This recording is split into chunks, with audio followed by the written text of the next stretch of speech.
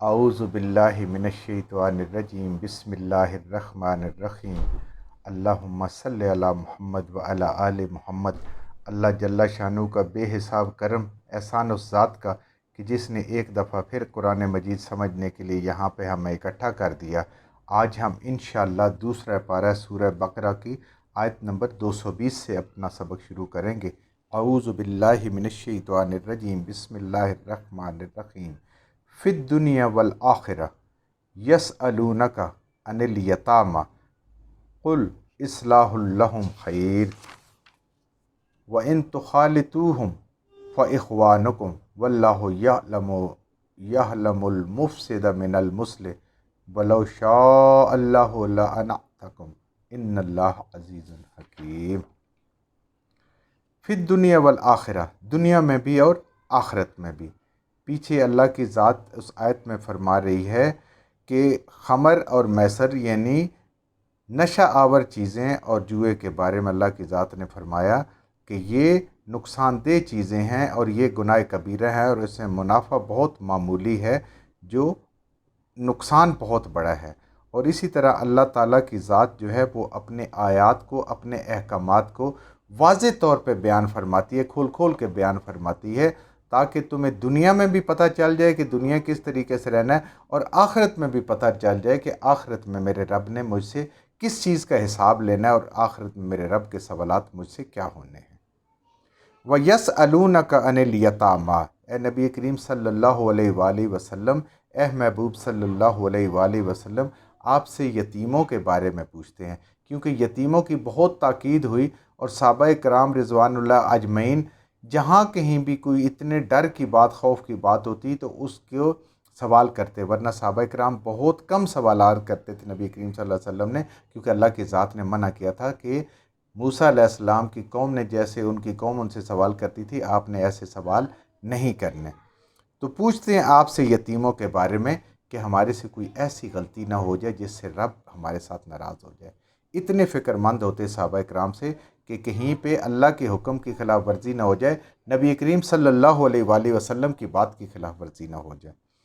یسألونک عن الیتامی، اے نبی کریم صلی اللہ علیہ وسلم، آپ سے پوچھتے ہیں یہ یتیموں کے بارے میں۔ قل، اے نبی کریم صلی اللہ علیہ وآلہ وسلم فرما دیجئے،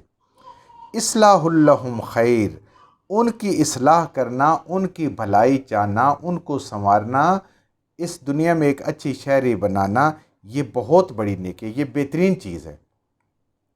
کہ یتیم جو ہے وہ اچھا انسان نہ بنے، اچھا مسلمان نہ بنے۔ اگر کسی کو یہ موقع میسر آتا ہے، کوئی ایسا یتیم ہے، وہ اس کی کفالت کر سکتے ہیں، اس کو پڑھا لکھا سکتے ہیں، اس کو اچھے برے کی تمیز سکھا سکتے ہیں، تو اس سے بہترین کوئی اور نیکی نہیں ہے۔ یہ اس وقت کی بہترین نیکی ہے کہ ایک انسان کو ایک معاشرے کا فرد، دین کا ایک بہترین انسان بنا دیں۔ وَإِن، اور اگر تُخَالِطُوهُمْ، اخلاط کر لو، ملا لو تم، فَإِخْوَانُكُمْ، تو وہ تمہارے بھائی ہیں۔ اللہ کی ذات فرما رہی ہے کہ اگر کوئی ایسا یتیم ہے جس کے پاس کوئی مال ہے اور تمہارے لیے حساب کتاب رکھنا بہت مشکل ہو رہا ہے کہ اس کی کفالت کرنے کے لیے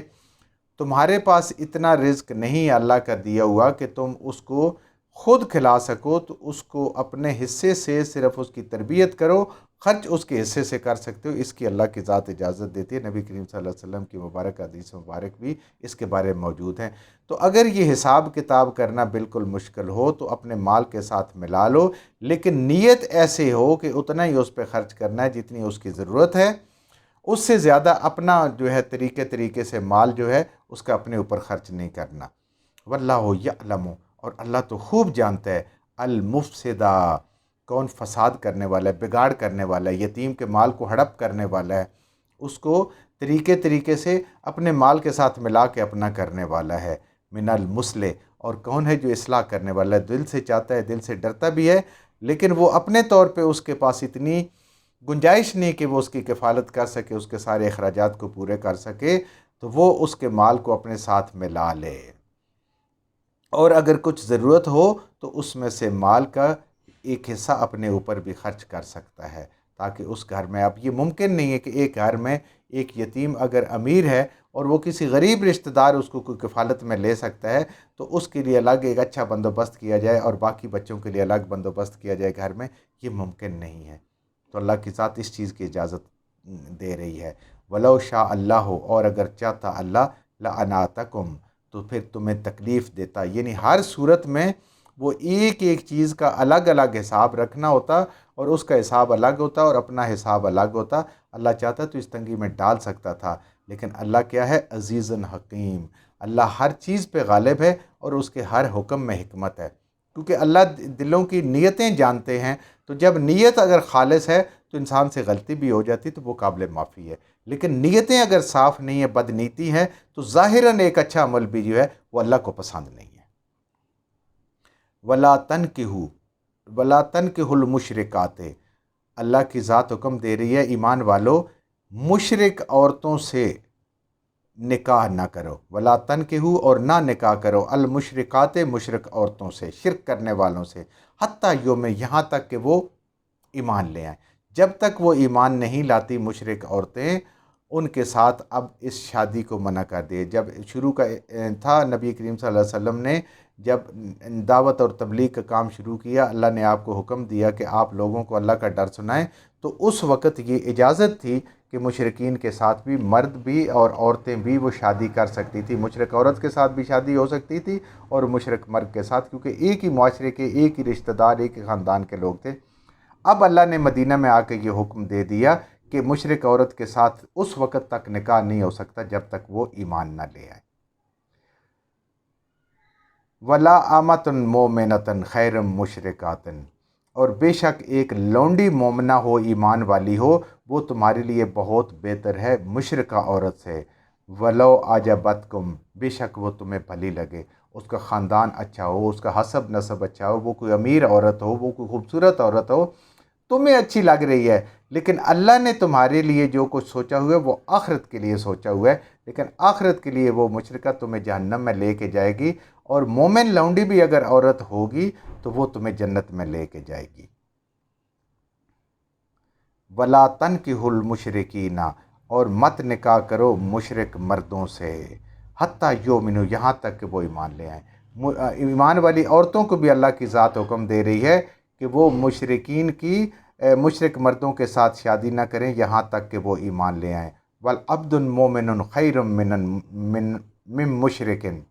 اور مومن مرد جو ہے، غلام، وہ بہت بہتر ہے مشرک مرد سے۔ وہی بات ہے کہ بے شک وہ خاندانی ہو، وجیح ہو، خوبصورت ہو، دولت مند ہو، اس دنیا میں آرام سے رکھ سکتا ہو، انسان یہ سمجھتا ہو، لیکن اللہ کی ذات کہہ رہی ہے، آگے اللہ کی ذات بتائے گی کہ کس وجہ سے اللہ اس بات کو منع فرما رہے ہیں۔ وہ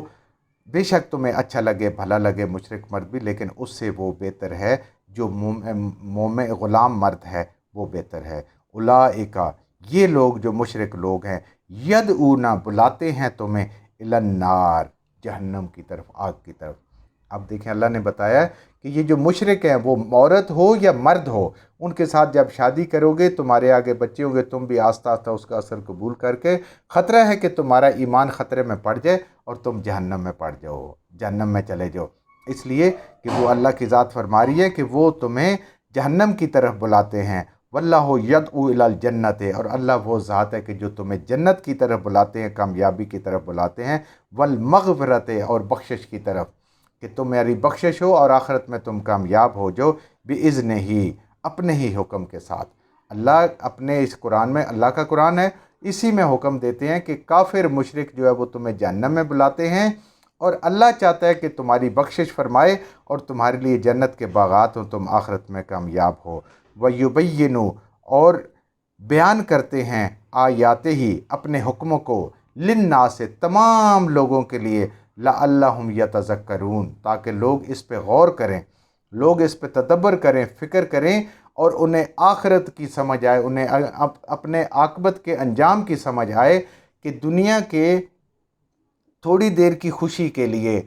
وہ ایسے کام نہ کر بیٹھے کہ کل انہیں آخرت میں جہنم کی آگ میں جلنا پڑے۔ اللہ کی ذات کہہ رہی ہے، ان کے قریب نہیں جانا، ان کے ساتھ نکاح نہیں کرتے، اے ایمان والے مردوں اور اے ایمان والی عورتوں، اگر ضروری ہو تو ایک غلام کے ساتھ، ایک لونڈی ایمان والی کے ساتھ شادی کر لو، کیونکہ وہ تمہیں جنت کی طرف بلائیں گے، وہ اللہ کے راستے میں لے کے چلیں گے، میاں بیوی دونوں جب ایک ہی راستے پہ ہوتے ہیں، اللہ کے راستے پہ ہوتے ہیں، تو سفر آسان ہو جاتا ہے۔ دونوں الگ الگ ہوں تو ایک کا منہ مشرق کی طرف ہوگا، ایک مغرب کی طرف ہوگا، تو حالات مشکل ہو جائیں گے۔ اللہ کی ذات یہ انسان سمجھا رہی ہے۔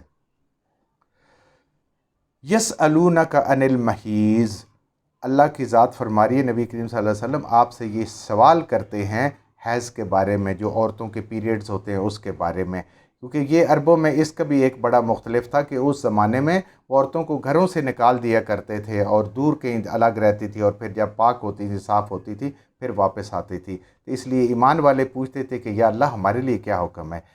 تو اللہ کے رسول صلی اللہ علیہ وسلم جو ہے ان سے جب یہ سوال کرتے تھے تو اللہ اس کا جواب دے رہے ہیں، قل، اے نبی کریم صلی اللہ علیہ وسلم فرما دیجئے، ہو وَأَذًا، یہ گندگی ہے، یہ ناپاک چیز ہے، یہ گندی چیز ہے، فَاعْتَزِلُوا النِّسَاءَ فِي الْمَحِيضِ، اپنی بیویوں کے قریب مت جاؤ جب کہ وہ حالت حیض میں ہوں، وَلَا تَقْرَبُوهُنَّ، اور نہ نزدیک جاؤ ان کے، حَتَّى يَطْهُرْنَ، یہاں تک کہ وہ پاک صاف ہو جائیں، وہ دن گزر جائیں جب پاک صاف ہو جائیں۔ فَإِذَا تَطَهَّرْنَ فَأْتُوهُنَّ، پس جب وہ پاکیزہ ہو جائیں تو پس ان کے پاس جاؤ، مِنْ حَيْثُ أَمَرَكُمُ اللَّهُ، اس طریقے سے جیسے اللہ نے تمہیں حکم دیا ہے، جیسے نبی کریم صلی اللہ علیہ وسلم نے تمہیں تعلیم دی ہے اس طریقے سے اپنی بیویوں کے پاس جاؤ۔ ان اللہ، بے شک اللہ، یحب التوابین، وہ محبت کرتا ہے ان لوگوں سے جن سے جب غلطی ہو جاتی ہے تو وہ فوراً توبہ کرتے ہیں۔ یہ ہوتا ہے، انسان سے غلطی ہو جاتی ہے، بڑے بڑے نیک انسانوں سے غلطی ہو سکتی ہے، عام انسان سے غلطی ہو سکتی ہے، اللہ کی ذات فرما رہی ہے کہ اللہ اس کے ساتھ محبت کرتا ہے، اس کو دوست رکھتا ہے، التوابین، جو توبہ کرنے والا ہے۔ اللہ نے اس میں کوئی تعداد مقرر نہیں فرمائی کہ کتنی دفعہ توبہ کرنی ہے،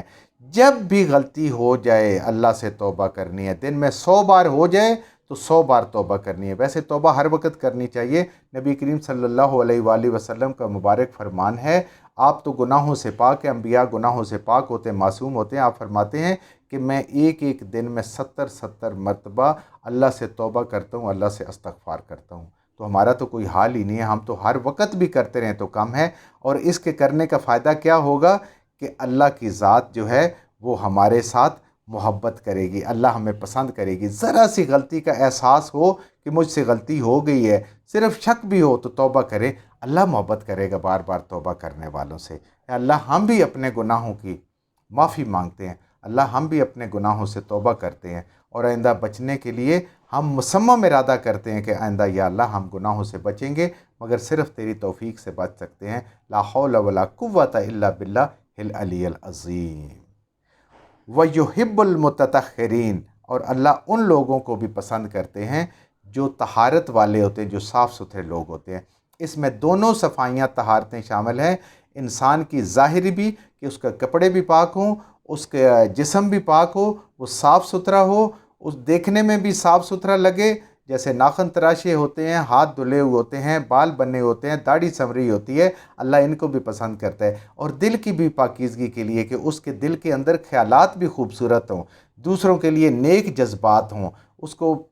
پتہ ہو کہ میں نے گھر سے نکلنا ہے، اس کی نگاہیں بھی پاکیزہ ہوں، اس کی سوچ بھی پاکیزہ ہو، تو جب یہ پاکیزہ ہوں گے اس کا کھانا بھی پاکیزہ ہو، وہ بھی طاہر ہو، اس میں بھی حرام کا کوئی شائبہ نہ ہو، تو جب یہ ساری چیزیں ہوں گی، آنکھیں پاکیزہ ہوں گی، رزق پاکیزہ ہوگا، سوچ انسان کی پاکیزہ ہوگی، تو ایسے جسم سے انشاءاللہ یقیناً پاکیزہ عمل نکلیں گے جو اللہ کے ہاں بھی قبول ہوں گے، اور آخرت میں اللہ کے ہاں وہ ایسے قبول ہوں گے کہ اللہ کی ذات ان کے لیے انسان کو جب اجر دے گی تو وہ جنت میں پہنچ جائے گا اور جہنم سے بچ جائے گا۔ جو کچھ ہم نے صحیح سے پڑھا اللہ ہمارے ذہنوں میں، دلوں میں بٹھا دے، جہاں جہاں پڑھتے ہوئے بولتے ہیں ہم سے غلطیاں ہوگی اللہ ہمیں معاف فرما دے، اور ان غلط باتوں کو ہمارے ذہنوں سے، دلوں سے اللہ کی ذات نکال دے۔